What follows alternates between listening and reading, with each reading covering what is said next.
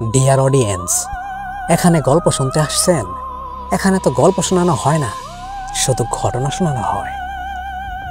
আসসালামু আলাইকুম, welcome back. Fear on black magic YouTube চ্যানেলে আপনাদের সবাইকে স্বাগত জানাচ্ছি। আমি শাহিন। ডিয়ার অডিয়েন্স, প্রতিদিনের মতো আজকেও প্রস্তুত আছেন তো বাংলাদেশে গ্রাম অঞ্চলে বিভিন্ন মানুষের সাথে ঘটে যাওয়া রক্তহীন করা একটা ভৌতিক ঘটনা শোনার জন্য? তো ডিয়ার অডিয়েন্স, আজকে যে কাহিনীটা আপনাদের সাথে আমি শেয়ার করব, সেই কাহিনীটা এইমাত্র আমি সংগ্রহ করছি, যা কিনা হয়েছে ব্যাস 1 বছর আগে। তো ডিয়ার অডিয়েন্স, এই কাহিনীটা আমাকে ছোট একটা ছেলে বলছে। এখন ছোট ছেলের বয়স বর্তমানে কত জানেন? মাত্র 10 থেকে 12 বছর এর মধ্যে।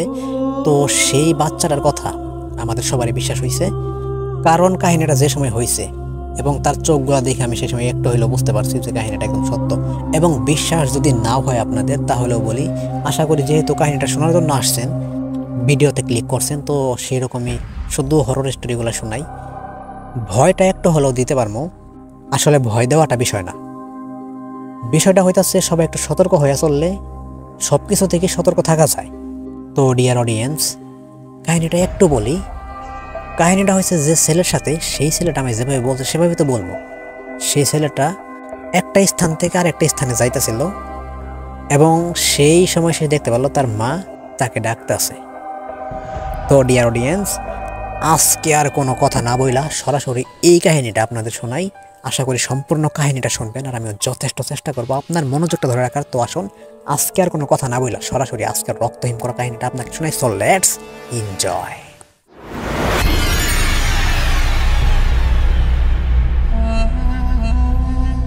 শাহিন ভাই, আজকে তোমাকে 1 বছর আগের আমার সাথে ঘটে যাওয়া একটা কাহিনী শোনাই। কাহিনী বলবি? আচ্ছা বল, শুনি।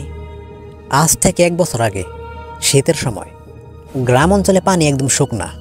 ধানের জমিতে সরিষা রোপণ করছে, সুন্দর সুন্দর ফুল হয়েছে, বেশ ভালোই লাগতেছে। খুব ছোট একটা কাহিনী হয়েছে। কাহিনীটা এরকম: একদিন আমি আমার বন্ধু বান্ধব নিয়ে সেই সরিষা ক্ষেতের মাঝখান দিয়া বা ধানের জমির মাঝখান দিয়া আমাদের পাশের গ্রামে যাই ফুটবল খেলার জন্য। আমরা সে এলাকার বন্ধু বান্ধবের সাথে ফুটবল খেলা রাখি। তো সেই ফুটবল খেলার জন্য আমরা যাই। তো আমার সাথে আমার অনেক বন্ধু বান্ধবী যায়।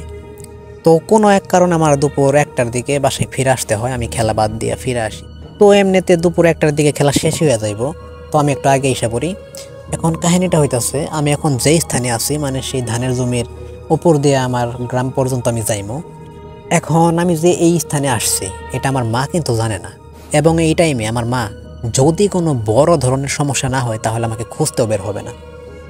তো দুপুরবেলা আমি এই সময় বাসায় যাই, এটাই হইতেছে মেন সময়। তো আমি সেই ধানের জমির মাঝখান দিয়া হাঁটা ধরছি।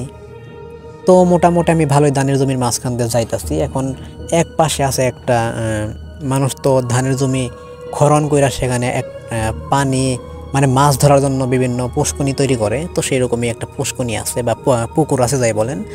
তো সেই ক্ষেতের মাঝখানেই পুকুরের সাইড আছে একটা, কি গাছ ওটা, ছোট ছোট, মানে ছোট ছোট গোল আকারের বলের মতো হয়। আচ্ছা যাই হোক, ওগুলা নাম আমি বলতে পারবো না।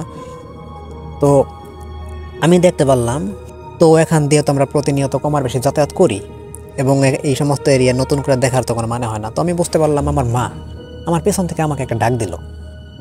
এখন আমার পেছন থেকে আমার মা ডাক দিল, আমি শুনে একটু দাঁড়াই এবং পিছিয়ে সাথে সাথে চাই। তাকানোর পর ঠিক কই আমার মা তো নাই। হয়তো ভাবলাম যে ভুল শুনতেছি, কারণ এখন বাসায় যাইতে হবে, মায়ের কথাই ভাবতাছি।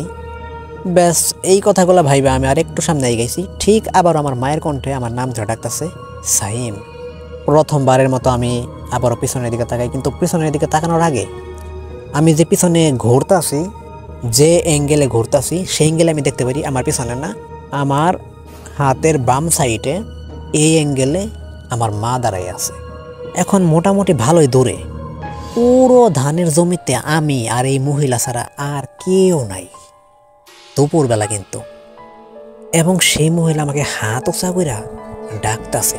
তখন আমি তাকে চিৎকার করে একটু দূর থেকে বলি, মা তুমি এখানে কি করতেছো? তুমি এখানে আসছো কেমনে? তুমি জানলা কেমনে আমি এখানে আসছি? তো এগুলো শুনে সে কোনো রেসপন্স করে না। মানে এই কথাগুলো আমি তো এখন আমার রিয়াকশনে বলতেছি, মানে সে তখন বাচ্চা মন, তো সে যেভাবে বলার কথা সেভাবে বলছে, কিন্তু সে কোনো রেসপন্স করে না। 10-12 বছরের বাচ্চা, সে কিন্তু এইটুকু বুঝে ফেলাইছে। সে সে বুঝতে পারছে এটা আমার মা নয়। সে বাসার দিকে দৌড়, বাসায় গিয়া সে সব থেকে হতভম্ব হয়। সে যেটা ভাই বাবা ওখান থেকে দৌড় দিছে সেটা একদম তার সাথে সত্য হয়ে গেছে। বাসায় গিয়া দেখে তার মা বাসায় শুয়ে আছে। তো বাসায় যেহেতু তার মা শুয়ে আছে তাকে আর কিছু বলে না। এই কাহিনীটা যদি এখান থেকে শেষ হয়ে যাইতো তাহলে খুব ভালো হইতো। ডিয়ার অডিয়েন্স, বলছিলাম কাহিনীটা ছোট না, কাহিনীটা অনেক বড়। ছেলেটার বয়স বর্তমানে 12 বছর। বুঝতেই পারতেছেন এখনকার ছেলে পেলে কতটুকু চঞ্চল স্বভাবের হয়।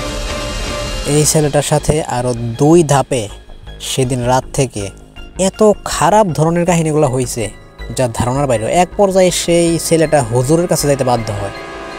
যদি এই কাহিনীতে একটু রেসপন্স পাই তাহলে খুব দ্রুতই শোনামু, আর যদি কোনো রেসপন্স না পাই, মহান আল্লাহ তাআলা যদি চ্যানেলটা একটু র্যাঙ্ক করে, তো সেই সময় ইনশাল্লাহ এই ঘটনা সব থেকে বেস্ট না, কারণ বড় বড় ইউটিউবার আছে, যেমন এদের মধ্যে আমার বেস্ট হইতাছে রাসেল ভাই, ভূত.com। তো ডিয়ার অডিয়েন্স, রাসেল ভাইকে তো আমি অনেক শ্রদ্ধা করি।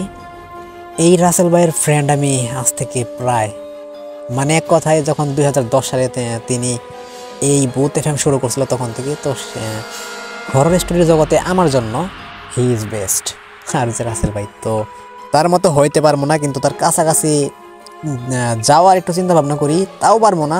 যদি আপনাদের ভালোবাসা পাই তাহলেই হয়তো এটা সম্ভব। তো ডিয়ার অডিয়েন্স, আজকে আর কোনো কথা বলবো না। যদি আজকের কাহিনীটা ভালো লাগে আর বিশ্বাস হয় তাহলে অবশ্যই একটা লাইক করবেন। আর আমি শাহিন আজকের মতো বিদায় নিচ্ছি। আসতেছে আগামীকাল একই সময় আবারও রক্তহীন করা একটা ভৌতিক ঘটনা নিয়ে। তো সেই পর্যন্ত সবাই ভালো থাকবেন, সুস্থ থাকবেন এবং ফেয়ার অন ব্ল্যাক ম্যাজিক এই ইউটিউব চ্যানেলের সাথেই থাকবেন। ধন্যবাদ।